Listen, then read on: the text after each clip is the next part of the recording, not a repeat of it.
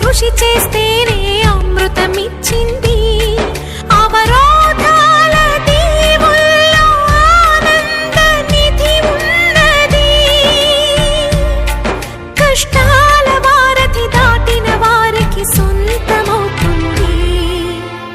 తెలుసుకుంటే సత్యమిది, తలచుకుంటే సాధ్యమిది. మౌనంగానే ఎదగమని మొక్క నీకు చెబుతుంది.